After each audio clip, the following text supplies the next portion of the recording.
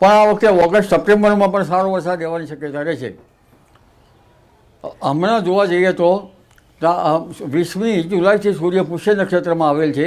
આ નક્ષત્રનું પાણી સારું હોય છે અને પુષ્ય નક્ષત્રમાં હજુ પણ તારીખ 21, 22, 23માં ઘણા ભાગોમાં વરસાદ થશે. કેટલાક ભાગમાં ભારે વરસાદ થવાની શક્યતા રહે છે. પરંતુ દક્ષિણ ચીનમાં જે ટાઇફૂન બનેલું હતું તેના અવશેષો બંગાળના ઉપસાગરમાં આવતા બંગાળનો ઉપસાગર વધુ સક્રિય થશે અને તેમાં ડીપ ડિપ્રેશન કે લો પ્રેશર બનવાની શક્યતા રહે છે, જેનો માર્ગ પણ છત્તીસગઢના માર્ગમાં થઈને પૂર્વીય મધ્યપ્રદેશના ભાગમાં આવશે. ત્યારબાદ લગભગ પૂર્વીય ગુજરાતના ભાગોમાં આવશે.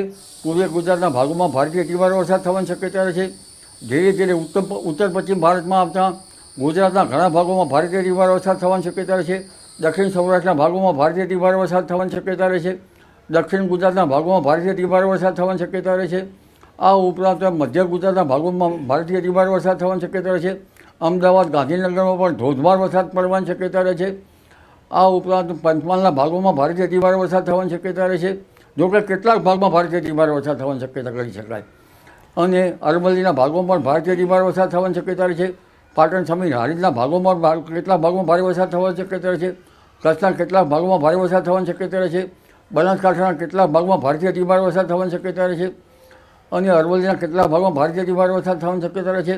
આ બીજું વહન જબરું છે અને નદીઓમાં પૂર પણ આવવાની શક્યતા રહે છે. નર્મદાના સ્રાવ વિસ્તારમાં ભારે વરસાદ થતાં લગભગ નર્મદા નદીના બંધની ઊંચાઈ વધી શકે છે. નર્મદા નદી બે કાંઠે થવાની શક્યતા રહે છે. સાબરમતી નદીમાં પાણીનો આવરો આવવાની શક્યતા રહે છે.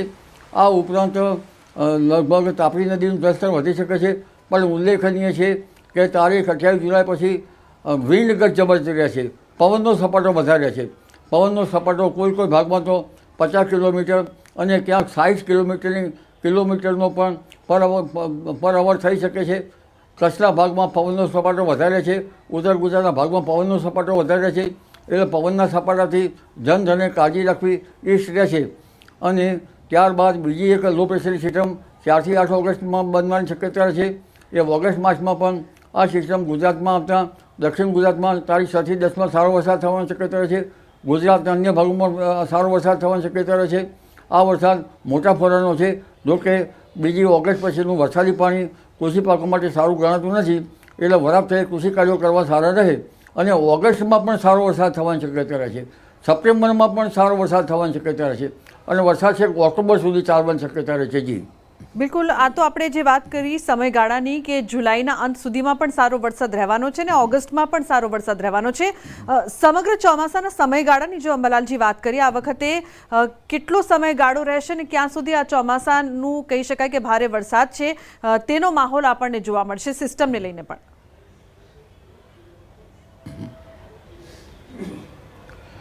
ઓગસ્ટ માસમાં 4 થી 8 ઓગસ્ટમાં જે સિસ્ટમ બની રહી છે એનો પણ ભારે વરસાદ થવાની શક્યતા રહે છે.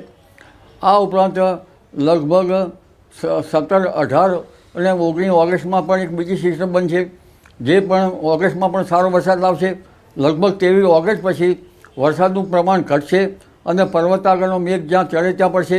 3 સપ્ટેમ્બરમાંથી જે વરસાદ થવાનો છે તેમાં લગભગ ઝેરી જીવજંતુઓ વધવાની શક્યતા રહેતા ખેડૂત ભાઈઓએ જે પાછળ જે ખેતરમાં પડ્યા છે તેમાંથી પાછળમાં વીંછી વગેરે જે જંતુઓ કે ઝેરી જીવજંતુઓથી સાવચેત રહેવું પડશે.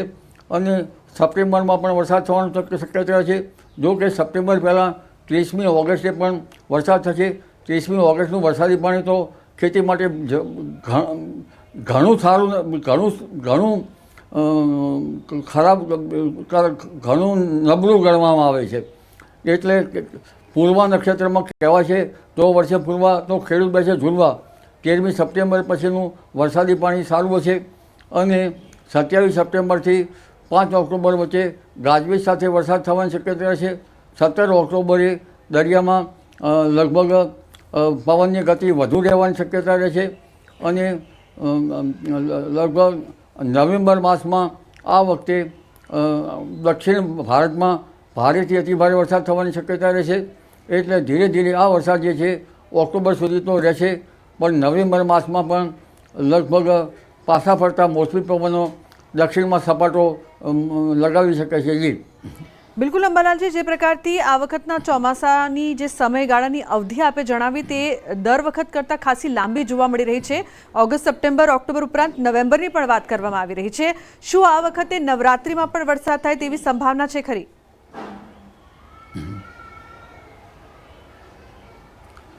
નવેમ્બરમાં ભિન્ન ભિન્ન ભાગોમાં વરસાદ થવાની શક્યતા રહે છે, કારણ કે જ્યાં વરસાદ ચડે ત્યાં પડવાની શક્યતા રહે છે.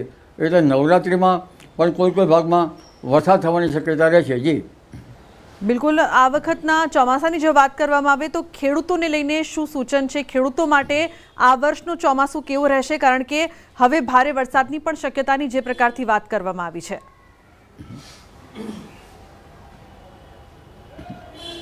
ખેડૂતો માટે તો પડ્યા ઉપર પાટા જેવું છે. હજુ તો ઘણા ભાગમાં વરાપ નહીં થઈ, ત્યાં પાછું વરસાદનું મોકાણ શરૂ થઈ ગયું. ઉત્તર ગુજરાતના કેટલાક ભાગોમાં જ્યાં છે ત્યાં ખેતરમાં ઘાસ જ ઉગ્યું છે. હવે ઘાસ સાફ કરવું કે વાવેતર કરવું તે કંઈ સમજાતું નથી. જ્યારે સૌરાષ્ટ્રના કેટલાક ભાગમાં પાક પેદાશ સારી છે, એટલે ત્યાં આ વરસાદ સાનુકૂળ બનશે. ગીર સોમનાથના ભાગમાં સાનુકૂળ બનશે. તો આ વરસાદ જે છે એ દક્ષિણ સૌરાષ્ટ્રના ભાગમાં ભારેથી ભારે વરસાદ છે. આમ જોવા જઈએ તો આ સિસ્ટમ વરસાદની નેચરલી અનિયમિત છે. ઘણી વખત સુરત, નવસારીમાં ભારે વરસાદ થવો જોઈએ, એના બદલે સૌરાષ્ટ્રના ઘણા ભાગમાં ભારે વરસાદ થયો છે. એટલે આ હવે જે વરસાદ થશે એ દક્ષિણ ગુજરાતના ભાગોમાં ભારે વરસાદ થવાની શક્યતા રહે છે.